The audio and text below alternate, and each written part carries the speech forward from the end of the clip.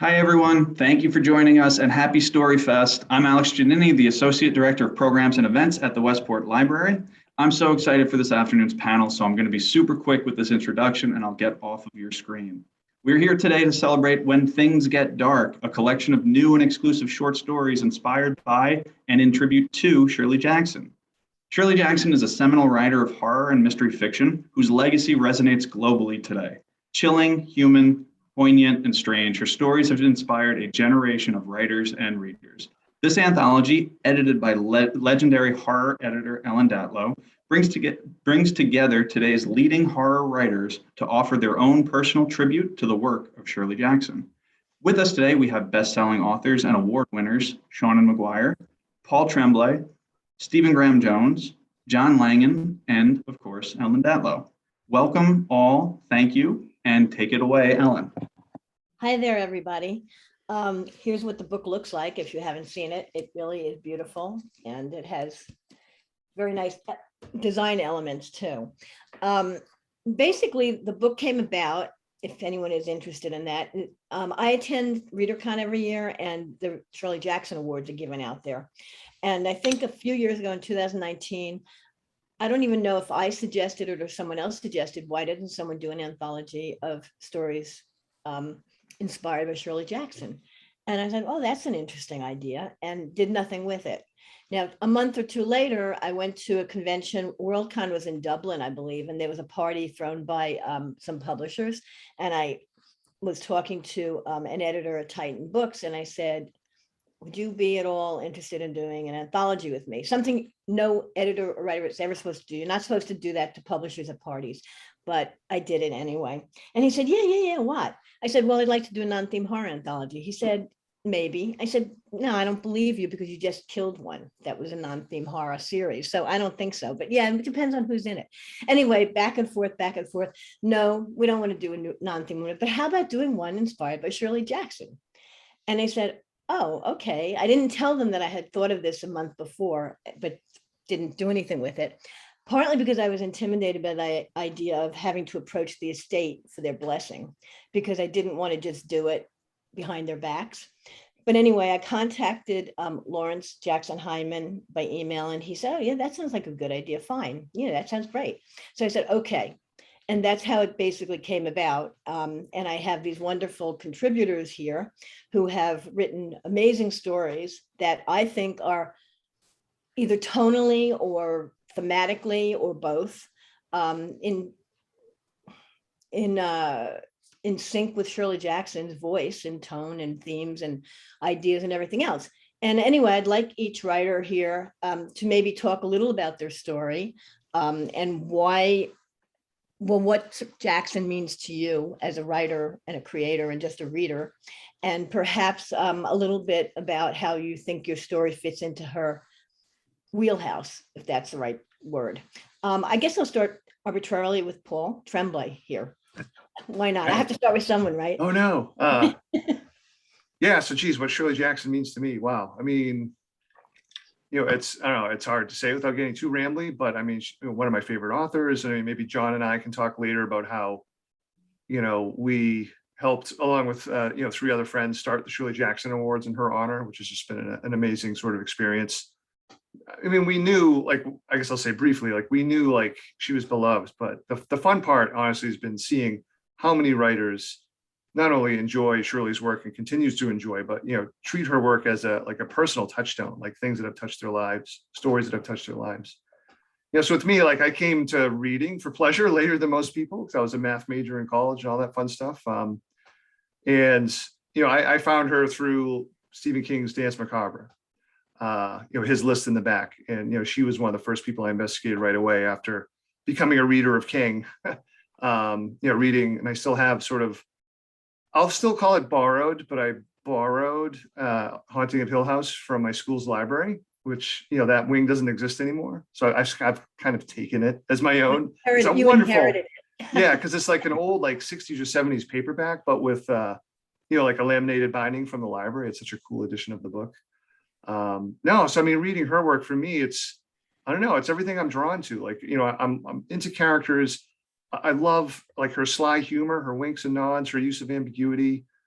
how, she's writing stories about gender and class without being overly didactic, but, not that there's anything wrong with being didactic, but, something about those stories, just really speak to me and get under my skin. And I'm wearing a t-shirt of my favorite book of hers, We Have Always Lived in the Castle. It's the book, I've reread that book the most out of any of her stories.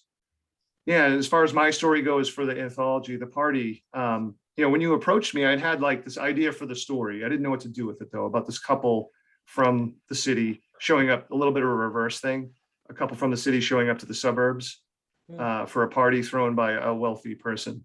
And I didn't know what to do with it. So I had it put away for almost 2 years. But when Ellen said, hey, can you write a story for Jackson? I thought of that intro perfectly, because I was like, oh, I'm going to play with and try to honor two of my favorite Jackson stories. One of them is a short story, The Intoxicated, which, in Shirley Jackson, The Lottery, I think that's the opening story in that anthology of stories. And it's such a funny, but also like creepy, like 2,000 word short story that's almost all dialogue. And it's so wonderful. And also The Sundial, which I don't think enough people have read and appreciated. I wanted to sort of mash the vibe of those two stories into, hopefully at least a piece of it. I don't know how successful I was, but those were the two stories I was thinking about when I wrote The Party. Okay, thank you. Seanan, would you like to talk? I love Shirley Jackson. I think I first encountered her in the same place, Danse Macabre, because Stephen King was a minor god when I was a child. He may still be today, I don't know. But her way with a sentence is just unparalleled. She can construct a line on a level that makes you think she considered every syllable, not just every word, but how do the syllables fit together. The writers that for me work best are the ones whose work is really a form of unbroken poetry. And Jackson managed that in a beautiful way. My story is kind of an homage to The Summer People. I do love the word homage, even though that was explicitly not what the book was about, but it was fun. I No read it. pastiche, no pastiche. Homage is okay, but no pastiche. Okay, no pastiche, no homage. I'm originally a child of the fanfic minds. That is where I come from. And one of the things I specialized in when that was the majority of what I was doing was voice replication. If I were attempting to write a thing, whether it was canon compliant or not, I would look at the way that dialogue was structured, the way that sentences were structured, and then do my best to get as close to that as I possibly could. And that was the best challenge for me of doing anything involving or inspired by or in honor of Shirley Jackson's work, was just how close can you get to replicating the sentence structure of someone whose sentences are irreplicable. John? It's funny. This is 3 for 3 now. I also discovered Shirley Jackson through Danse Macabre. So Stephen King should probably get a minor award just for that. And just, it's funny, King won a Shirley Jackson Award a few years ago, and Peter Straub accepted it on his behalf. And I remember Peter saying that King was the first person who talked to him about Shirley Jackson as well. So it wasn't just in Danse Macabre then, but it was, obviously it was a lifelong kind of thing. So kudos, Stephen. But yeah, I as with everybody, I sought out her stuff then, and I think I probably ran across The Lottery in a high school, maybe senior English textbook. But I remember trying to find The Haunting of Hill House, and it was a little more difficult at that time. And but I picked that up, and We've Always Lived in the Castle and The Sundial, and actually I agree with Paul. The Sundial made a tremendous impression on me. I was just like, what is this? And I've taught The Haunting of Hill House I don't know how many times, and I agree with Seanan that there's that sense that, man, this is, like that whole first chapter of The Haunting of Hill House it's not just the opening paragraph, right? But that whole first chapter, just there's so many, like we could have a whole webinar just on that, which I know would put people to sleep. But if you're really into this kind of stuff, it's just so fascinating. And then, you turn to chapter 2 in The Haunting of Hill House, and that opening paragraph carries on the first paragraph. Like, it's just such an amazing book. As for my own story, like Paul, I actually thought about The Intoxicated because that is one of my favorite Shirley Jackson stories. And I thought, um, it's funny, right? Because I usually write long, but for Shirley Jackson, I felt like, no, you got to be condensed. That somehow brevity strikes me, maybe unfairly, as something I associate with her. So my first thought was something in the mode of The Intoxicated, but I couldn't really come up with anything. And then back to The Haunting of Hill House, when Dr. Montague's wife shows up and she brings the planchette with her and all this kind of stuff, and it's sort of played up for laughs. That kicked something off where I thought about different modes of fortune telling or divination. And I thought about three sisters, each practicing a sort of different mode of divination while their parents are out of view. And that led to the story. Stephen? I'll be the weird one. I didn't find Jackson through Dance Macabre. I found her, I can't remember when it was. It must have been elementary, and some, reader, some teacher gave it to us. I remember like that I think of The Lottery and Ray Bradbury's The Veldt like in the same place because I found them close to the same time. I guess 5th or 6th grade. I don't know. So that was my first contact with her. I don't think I knew who she was at the time, of course. But and then some point in my 20s, I read The Haunting of Hill House, and I've been reading it ever since and teaching it. I don't know how many times I've read that book, actually, a whole lot of times. I think she took all the accumulation around the idea of a house being haunted, and she codified it into a series of steps, almost a formula that we all kind of follow whether we want to or not, because she did it so cleanly and so well. The Shining, talking about King, it follows it really well. As for my piece in here, Refinery Road, when Ellen got hold of me and said, "Hey, you want to write a Shirley Jackson story?" I was like jumping up and down because I wanted to go to Hill House, And then she said, "You can't go to Hill House," which was a bummer.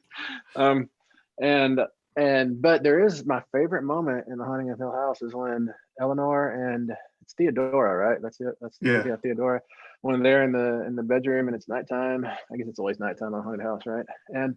And there's all that knocking coming, that banging, and you get the sense later on in the book that was Eleanor doing the banging, and which is a logical impossibility. I think many of the horror stories that have long legs have a kernel of impossibility at their core, and to me that's the kernel of impossibility here, is that you can't be in two places at once. Like if you read or if you watch David Lynch, he always has those little kernels of impossibility that somehow bloom out and like infect the whole story.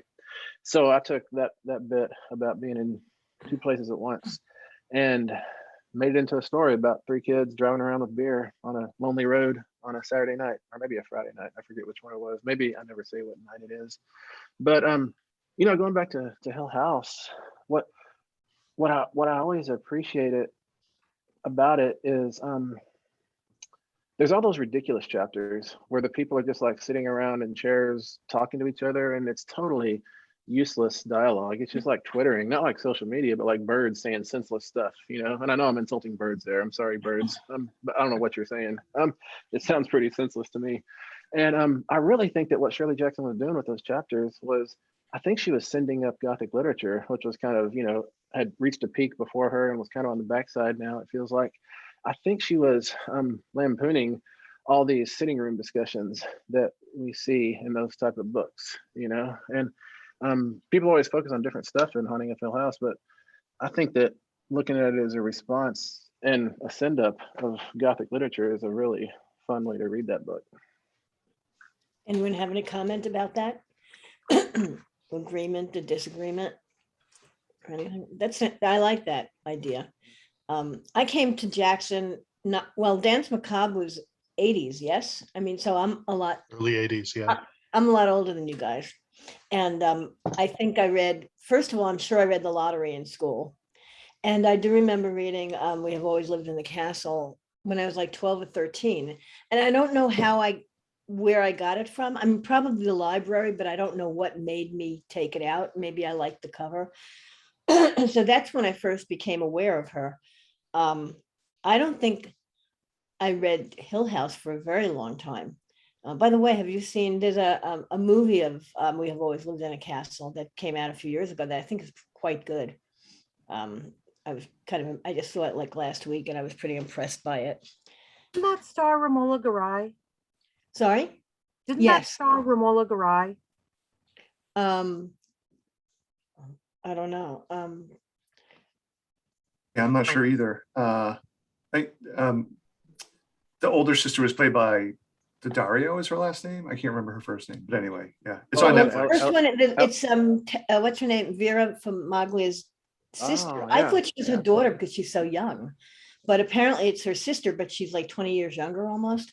Hmm. And I can't remember who played the older sister, Constance.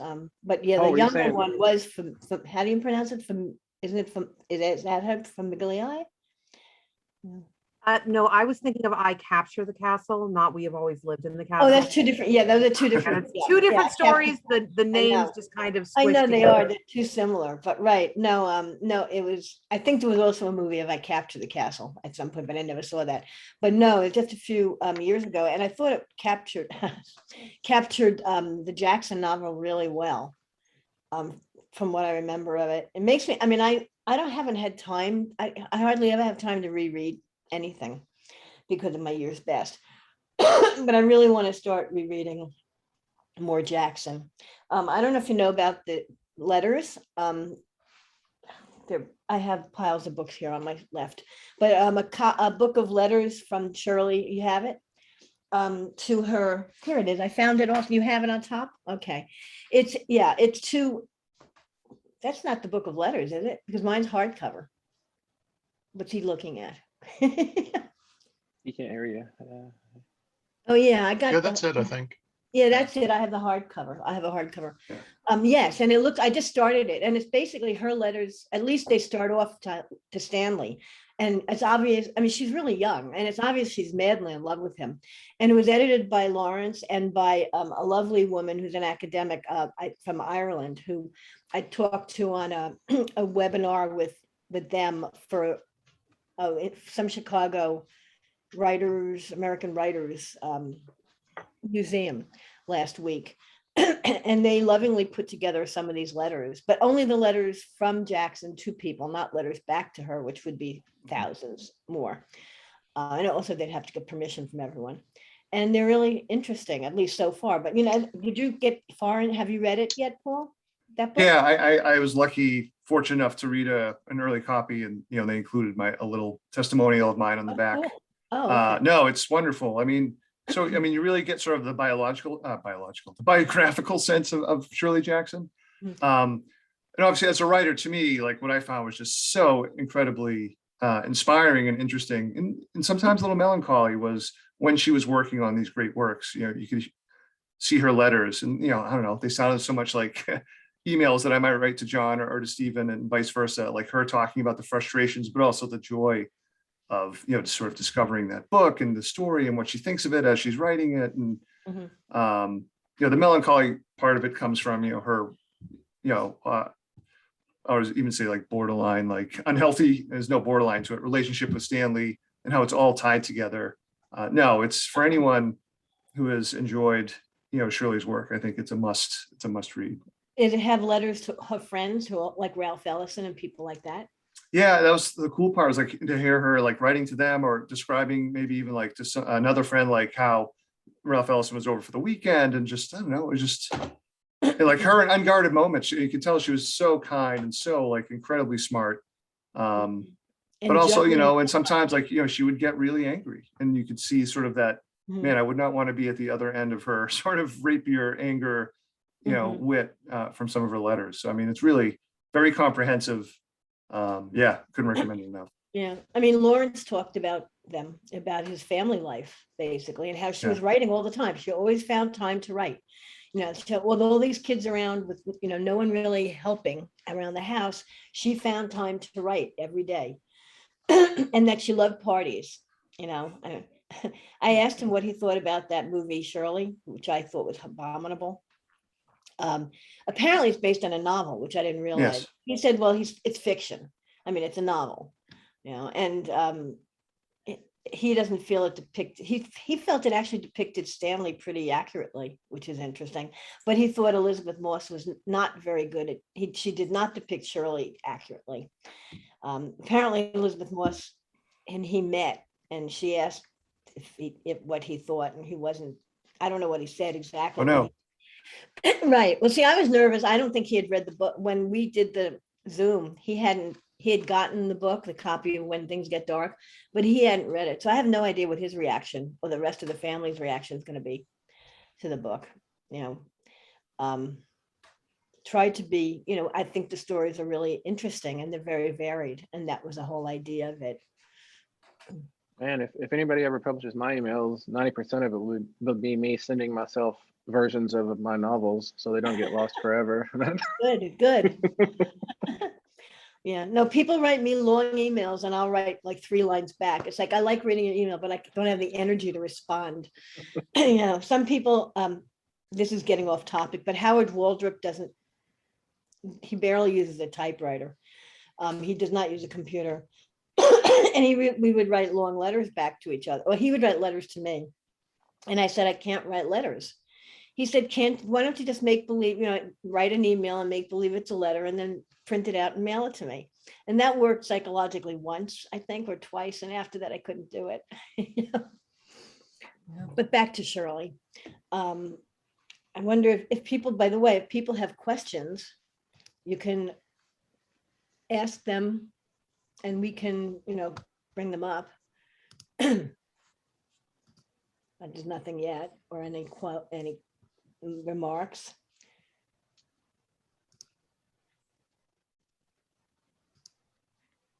Anyway, go ahead, anyone. Come in and say something. I was going to mention really quickly, was it last year, I think the Den of Geek asked people, a bunch of horror writers to write, like, what was their scariest line in literature that they remember? And so many people did Haunting of Hill House. And I'm going to make fun of John a little bit because the directions from the editor was to like write 1 or 2 lines. And John literally wrote, I think, like a 1,000-word essay. Oh, did you? On the end of that sounds possible. Yeah. But it was really, so a lot of people obviously referenced, holding the other hand and the scene that Stephen talked about too. But John, I don't know if you remember, I don't know if you can just briefly, maybe less than 1,000 words, talk about like what you thought was the scariest part. I mean, because I thought it was a wonderful essay about why the ending with, Eleanor driving the car is, so existentially terrifying. But anyway, I wanted you to talk about that. Oh, that sounds good. It sounds like you've done it already though. So, no, do it. Come on, John. Okay, so I agree, right? That there were so many moments in It's Not Fair, right? In the lottery. There were so many moments in Jackson's novel, so many quotable moments. And this goes back to what Shannon was talking about, right? About her absolute attention to style, to prose, right? There's so many of those lines that you could just pluck out. And if you're stuck for a story idea, you could just pluck out one of her lines and make that your first line and see where you go. So anyway, I was, this was the question: what's the scariest line you've ever read? And I didn't want to do something just like gross or whatever, but at the end of The Haunting of Hill House, Eleanor, as she's in this car and she's driving to this terrible fate, she thinks, I'm doing this. And then at the last minute, she thinks, why am I doing this? And like, that's it. And to me, that was just astonishing, that what Eleanor has been looking for is degrees of freedom and control over her life. And at the end, like, that's, I am doing this. And then at the end, that last fatal moment for her is, why am I doing this?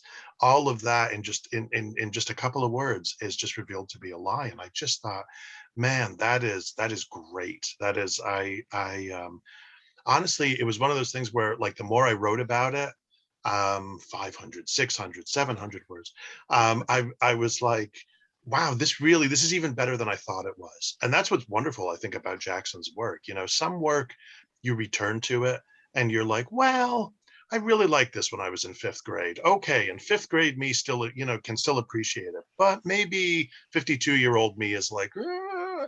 But Jackson's work, I feel like the more I read it, the more I get out of it. And that's a lovely feeling. It's lovely to have to think, like Ellen said, like you think to yourself, man, I've got to get back to those. I don't know how I'm going to make the time, but I've got to at least read a couple more, to reread a couple more of her stories because I get so much more out of it. Yeah.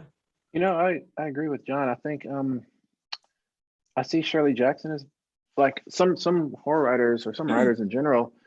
They'll be writing a story and they send something really dark over here, and the impulse is to veer away from that dark thing. But I think Shirley Jackson's impulse, and I would say Joe Lansdale is like this as well. They both rush towards that dark thing, and that's really it's not comforting. It's terribly disturbing, but it's wonderful to be in those kind of hands that aren't gonna look away, that aren't gonna flinch, that are gonna go for the jugular, I guess, to mix all the metaphors at once. Yeah, well, there's something but there's something, right, that like there's an integrity to what she's doing, and to what Joe's doing. That there are certain writers where you feel like I remember Peter Straub talking about the first time that he met Stephen King in person, and he said that there was this tremendous sense of integrity about what King was doing, that he believed in it, and it wasn't just a money-making scheme. It wasn't just, no, this was sort of like who he was, and I feel that way with Jackson. And obviously she's been gone many years, so but her fiction gives the sense of just this absolute kind of writerly integrity that I really admire as a writer. Yeah. You were talking initially, Paul, about how did the Shirley Jackson Award came about? How did it come about?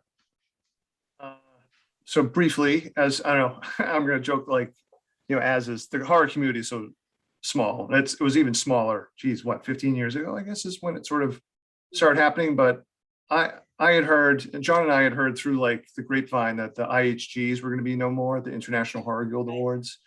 We were like, oh man, love the Stokers, but I also wanted, like, I felt like horror needed at least 2, if not, certainly if not more, awards.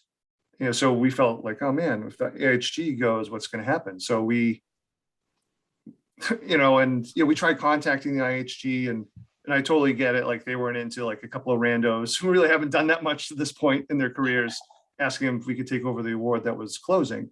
And so we were like, oh, well, maybe we should start one. In sort of like the fool's, like, I don't know, the fool's excitement. But Russian. Yeah. But like, so we brought in F. Brett, we proposed this to F. Brett Cox and Sarah Langan and Joanne Cox. And I mean, Joanne really runs the award. I want to make that clear. The amount of work that she puts into it is amazing. I have a quick question. How do you know Joanne? Because I never knew her before the award. Yeah, she lives local to me. Like, I'd met her, I'd probably already known her for about 5 years, just going to local, like, Boston-y, New England-y horror events kind of thing. So when we said, well, what would we call our award? And almost like universally, like right off the bat, we threw out a couple other names too, but like Algernon Blackwood maybe, but it was like, oh no, the Shirley Jackson Award. Like, well, if we, Brett said, well, I'll try to contact, the family's, estate. And we're like, oh yeah, we'll see how that goes. So he came back, and they came back with an enthusiastic yes. We're like, oh, I guess we better do this then.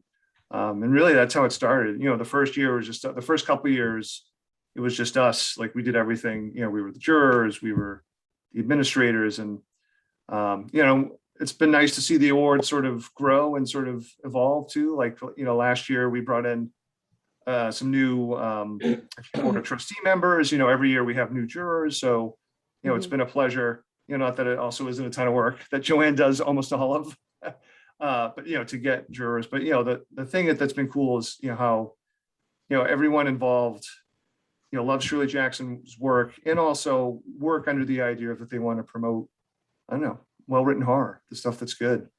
And it's just been exciting. Good. Yeah. I always enjoy seeing what's nominated every year.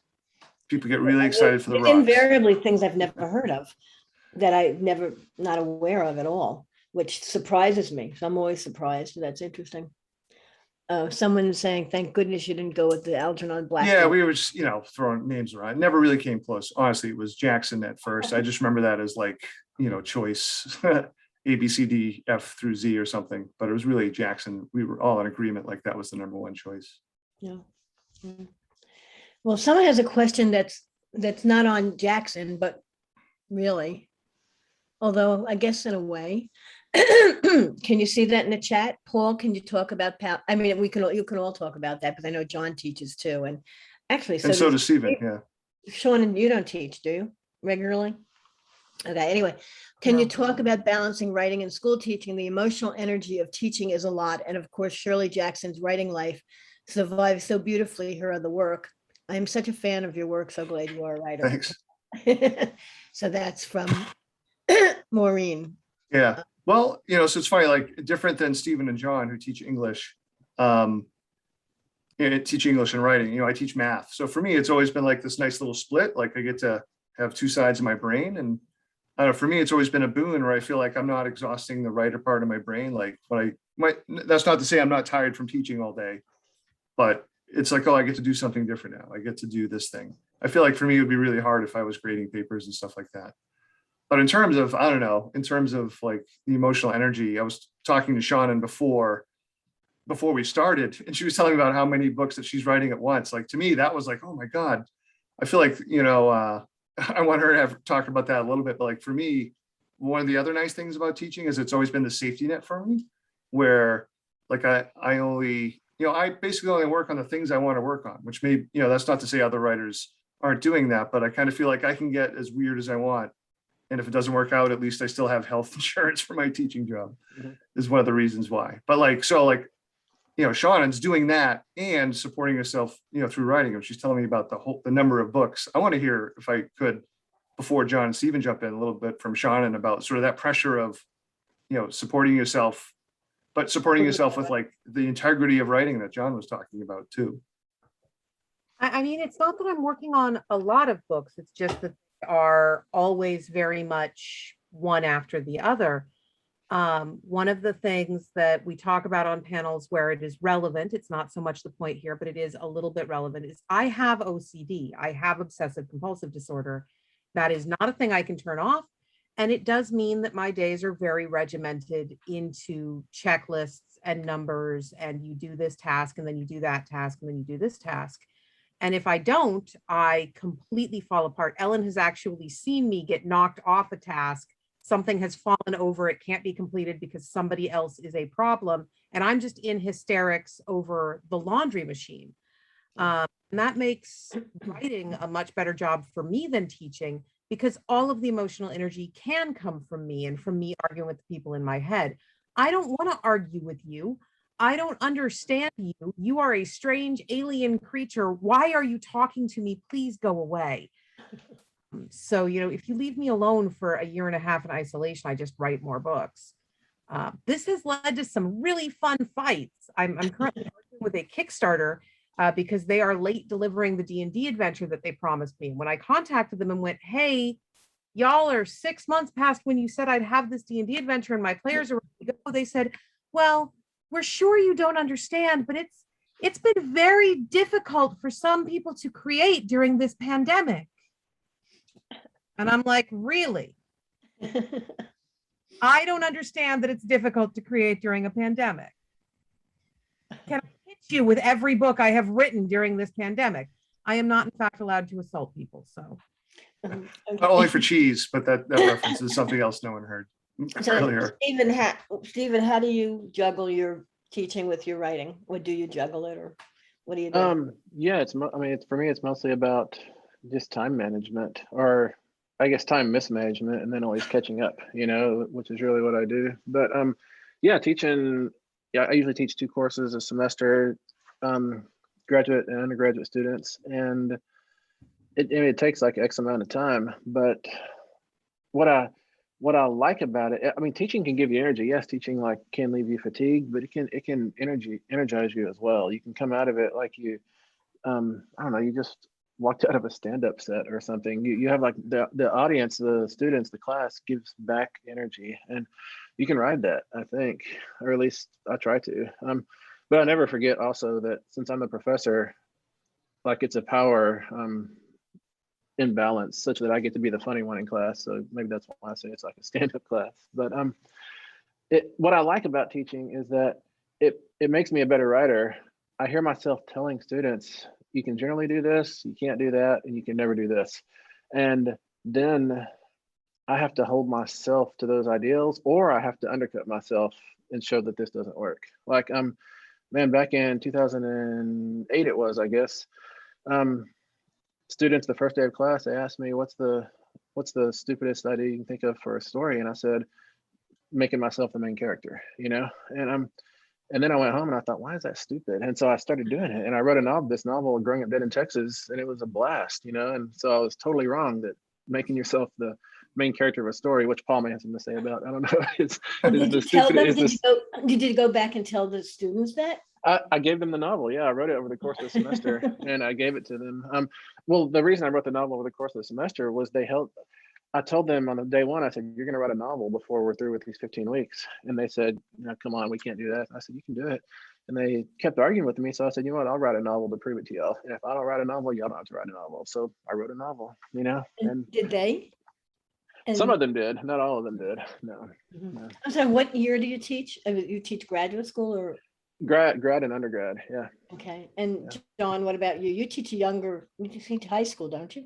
Yeah, I used to teach, I used to adjunct at my local college, and then I got a full-time teaching gig at high school. So I teach sophomores, juniors, and seniors.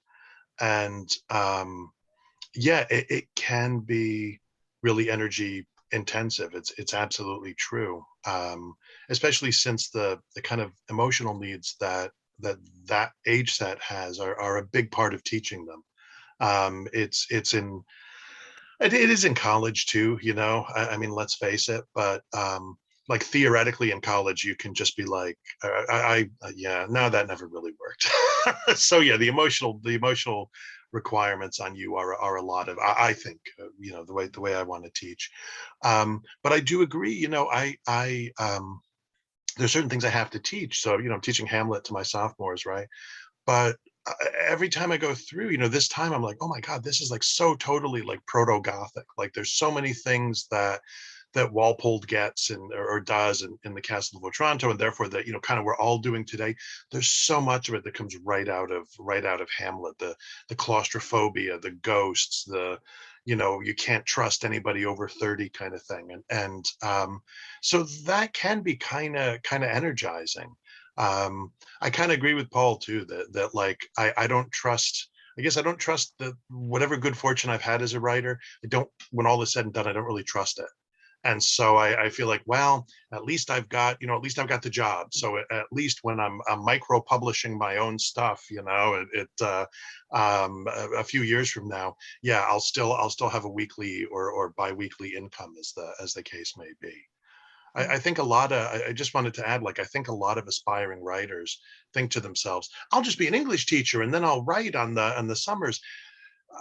That's really hard to maintain. I'm not saying you can't do it. People do it, but I am saying I feel you have to be aware that, your first month of summer vacation, you're going to spend just decompressing from the school year.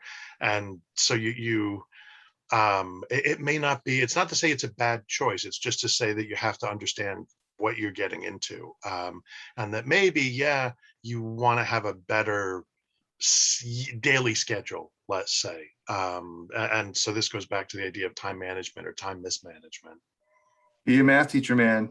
They take a quiz. I'm sitting there writing. They're probably cheating their asses off. I have no idea. Yeah, emotionally, it doesn't take that. It's a different thing emotionally. It's like when I talk to people who are writer editors, I think that would be writer/editors. I think that's really difficult. You have to turn off one part of your, hold on there. You have to turn one part of your brain off and work on the other one, because you don't want to impose your voice on the writer you're working with. And that has been a problem. I mean, I've seen it with, I've had, authors of mine complain when someone who's a writer/editor rewrites their story. Right. So that's. I would add, Ellen, I mean, I don't think I was any good as an editor, but I did do like slush reading back in the mid 2000s. And as the writer, I thought it was an invaluable lesson. As an editor, it is too. But for me, like reading all those stories, it helped redefine to me like what didn't work in a story. And that was, I feel like, a harder lesson to learn as a writer, like if I was just messing around myself. But seeing it in all these different stories that kept getting submitted, that was like a big, I don't know, that was a big sort of moment for me. I think it totally helped my writing. Well, it's the same thing for an editor. I mean, I tell people who want to be editors, read a slush pile, because it teaches you what people are doing wrong. It just gives you a feel for what's out there. And that's when, I mean, I've come to the conclusion that, you know, there are really, really awful stories, but then there are stories, most of the stories you see that are not before publication, not published, but in a slush pile, there's nothing wrong with them, but there's nothing right with them. Like they're dead fish sitting on a paper. They're just there and they do nothing. And that's what unfortunately, a lot of stories are like, unpublished stories. And, you know, sometimes I think that kind of story that just sits there and is inert, I don't think an editor can help. I'm not sure what can, maybe writing workshops. I don't know. For me, you know, I mean, I know we're totally getting off topic here, so we'll go back soon. I need something to work with. I'm not a writer. I've never wanted to be a writer. I wrote really horrible doggerel poetry to my refrigerator in college. You know, I found it. It was not that bad for doggerel. But I've never wanted to be a writer. And I think my brain works differently. I need furniture, like I compare it to drawing, to art, to painting. I could not draw to save my life, but I'm a good photographer because once I'm working with material, I can move it around, and actually editing is the same thing for me. I can't create anything. I'm not a creator, but I can move the things around to get them to work better. Maybe Part of why- Sorry. Go ahead. No, please go ahead. A part of why I think that Ellen is a very solid editor, and some of us are not necessarily equipped for it, is even when she's adjusting to bring us into line with the guidelines, or this story would function better if you fix this cliche, this line is cliched, whatever, she's not rewriting. A lot of editors, also writers, cannot help the urge to say, rewrite this half of the sentence and suddenly the sentence is a poem. I don't want that. If the sentence is supposed to be a poem, I'd have done it. Right. I think we've all established I like rules. Rules make me happy. Ellen has received the email from me before going, I'm so sorry, I misread the precis for this anthology. I have written a story with the wrong mood. A week late, well, I finish a story with the right mood. And sure, go for it. Yeah, at least once you've said, please send in the initial story first, I would rather not be late. And I think in that instance, the initial story was not correct. That was for one of the ghost things, but it was still like, I will acknowledge that I have broken a rule. The only time I have edited, I learned I can't be an editor because I'm reading the slush pile, and everyone who had willfully ignored the submissions guidelines, I just put a slap. Well, actually, that's a good excuse. See, part of an editor's job is to reject. If someone doesn't follow certain rules, and I'm not talking about grammatical rules necessarily, but the rules that you actually set within the guidelines of what you're looking for, you don't have to read it, really, you know. Yep. Oh, yeah. That's and a grammatical rejection. That's the part I'm good at. If you want me to filter a slush pile and just reject everything and use the guidelines, I can do that. No problem. No problem. John, what were you going to say about? Well, first off, I was going to say Datlow's Doggerel. That will be the anthology that we put together. You'll have to find it. Yeah, no, we will. Don't worry. I'm already laying in plans right now for But I also I don't know. You know, like I have I have two comments. But on the one hand, I think about the story about Damon Knight at the early Clarion workshops, the red line of death. You know, that students would turn in their stories. He would give them their stories back, and all he would have on each one was he'd drawn a red line across the page. And for some students, this was like right under the title. And for other students, this was under the sort of first paragraph. And then some of them might be halfway through the story, there was a red. So anyway, of course, they go to him and they say, what is this? And he says, that's the point where I stopped reading.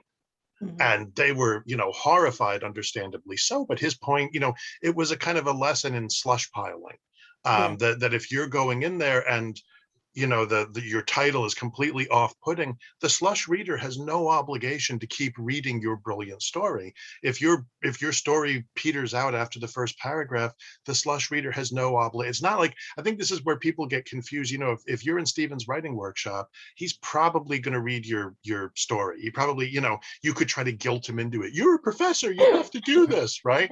But if Seanan is your slush reader, no, she doesn't have any obligation to do anything more, because what Stephen's looking at is trying to help you become a better writer and blah, blah, blah. What she's looking at is, we got to sell this anthology. And if it's full of crappy stories, it's not going to sell. So I think, and so maybe the way to bring this back to Jackson, right, is so many of her stories, not just her novels.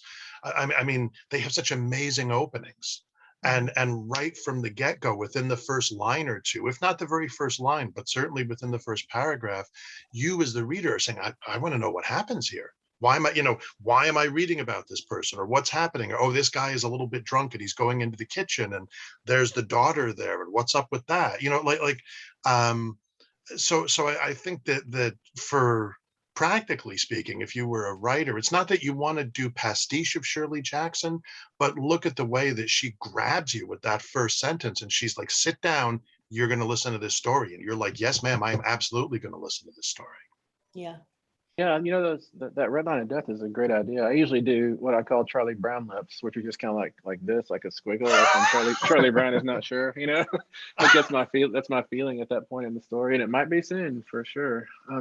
But yeah, you know, from my experience reading slush, you don't go into a slush pile looking for gold. You go into a slush pile looking to reduce that slush pile. You know, so you're looking for reasons to kick stories, and once you figure that out as a writer, you understand you have to hook them immediately and keep them hooked. Yeah, and it doesn't mean a shocking thing. It can be language, a character, you know, it can be many things that hooks the reader, but you want the reader to continue reading, basically. No. Okay, look, we've got a question here. Let's see. If Shirley were alive today, how do you think she would incorporate the pandemic into her work? As a writer / author of horror fiction, I would think that any book written could not possibly be as terrifying as what is happening now. The example, The Night Gate by Peter May. He makes small references to the pandemic. Oh, sorry. Shirley Jackson was born in 1916. So while she missed the majority of the Spanish flu pandemic, she was alive during a time when polio and smallpox were both killing massive numbers of people on an annual basis. We don't fully comprehend. I don't think it is possible for us to fully comprehend, just like we can't fully understand that there was a time before germ theory, that there was a time before we understood as a species how sewing works, that there was a time before cheese. We can't wrap our heads around the idea that we are incredibly privileged from a pathogen standpoint. We have never had to deal with a major non-Calvinistic pandemic in the lifetime of the majority of people making statements like this.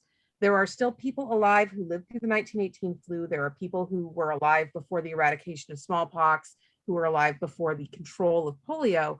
But for many of us, no, there's always been a vaccine. There's always been a treatment. Shirley Jackson would not need to incorporate this pandemic. She had plenty of pandemics. If she had been interested in realistic accountings of pandemic fiction, or in going into the ethics of questions like vaccination, masking, quarantine, the violation of quarantine, any of those topics, she would have done it. This was topical for her in a way that it has never been topical for us. Yeah, absolutely.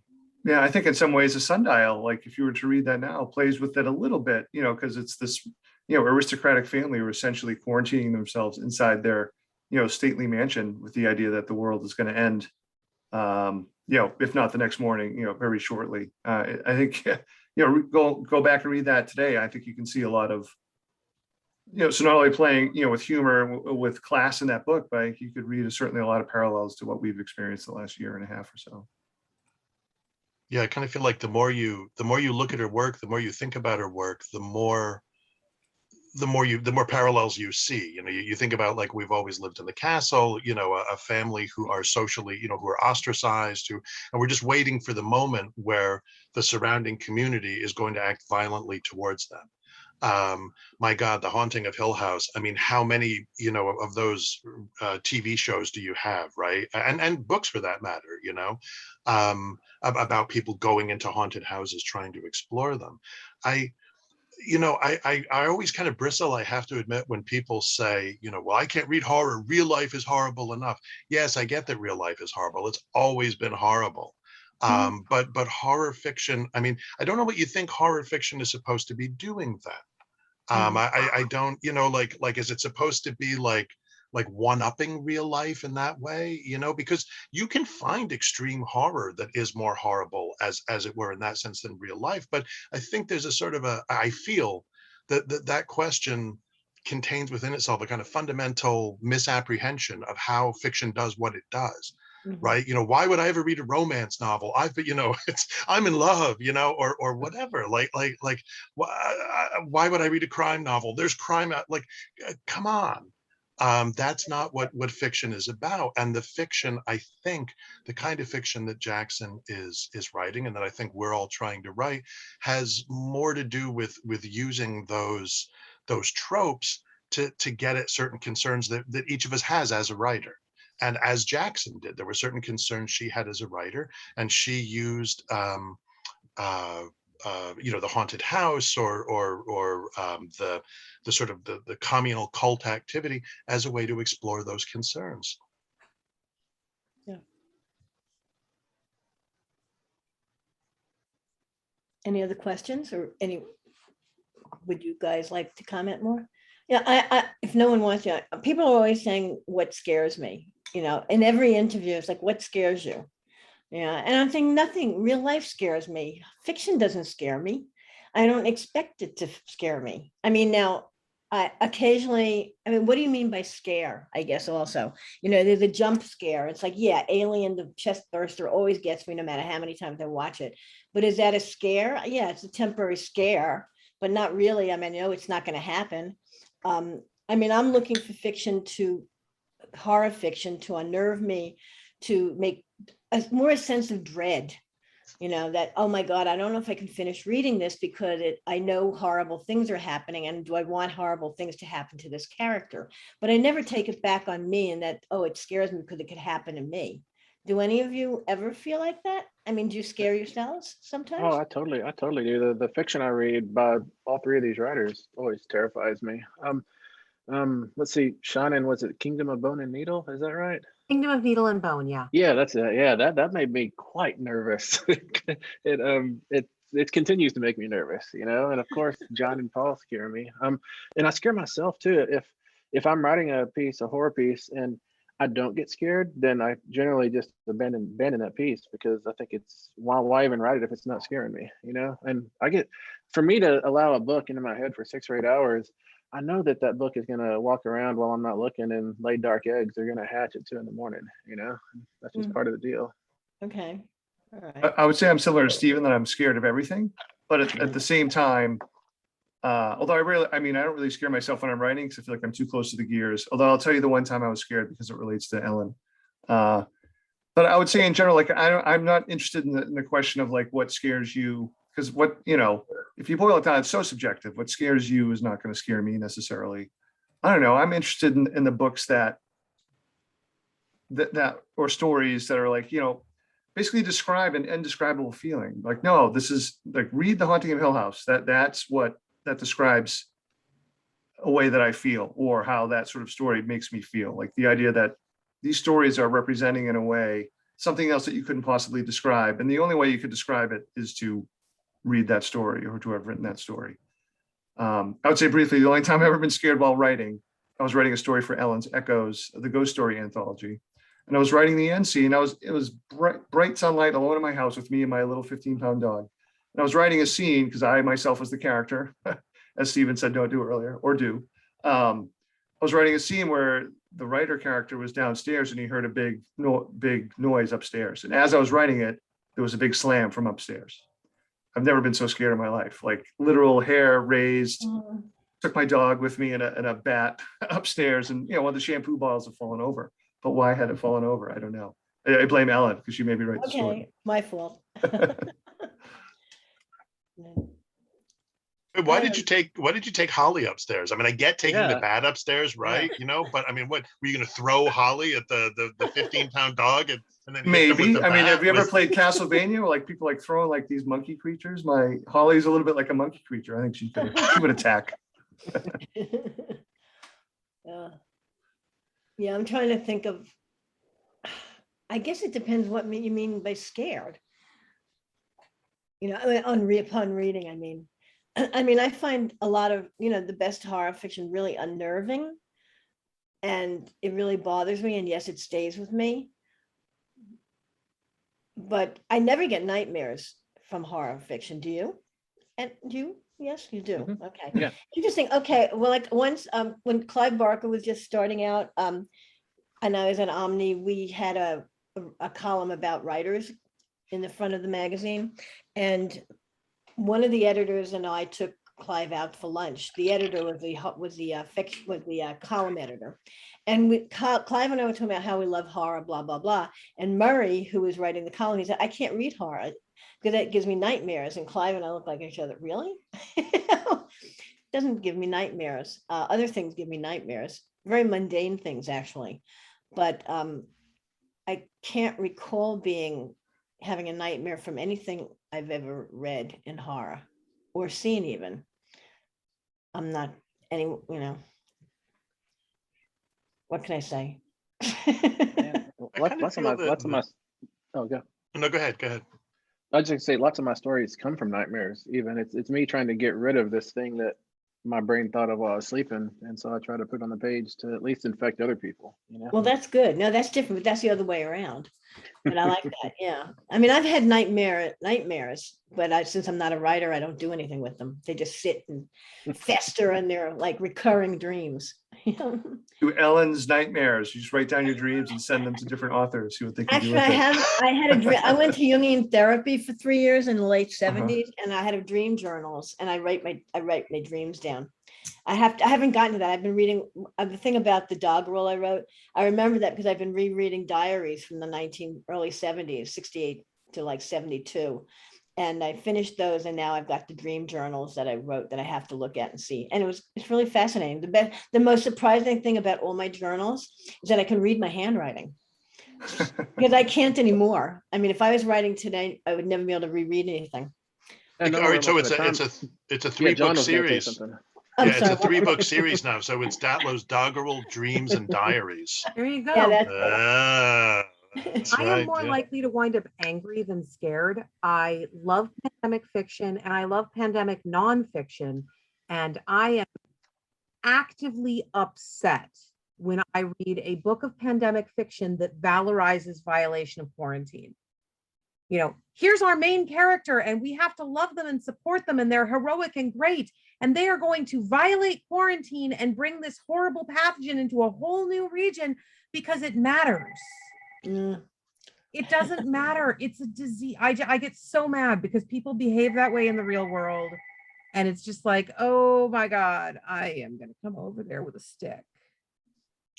Yes, I think, actually, I think we just hit 2:00 and we may be done. Trees. Anyone have any last words? Wait, before we go. I want to thank everyone for coming and all you guys, but anyone want to say anything finally? I mean, it's a wonderful anthology. It's one of the favorites that I've read, obviously with the caveat that I have a story in it. And I'm not talking about my You story. read but it. Thank you so yeah, much. everyone's stories are really wonderful. Like there's not a, and I don't say this like lightly. I mean, there's not a clunker in the bunch. Like everything works, and you can see it's really interesting to see all these different writers writing different types of stories, but still under this big, huge umbrella that Shirley sort of left for everybody. Well, thank you. That's a good way to end. Yeah. So, thank you, Alex. Thank you, audience. I never know when to jump back on. Thank you all for being here. We really appreciate it. And people will be able to see this someplace. It'll be posted.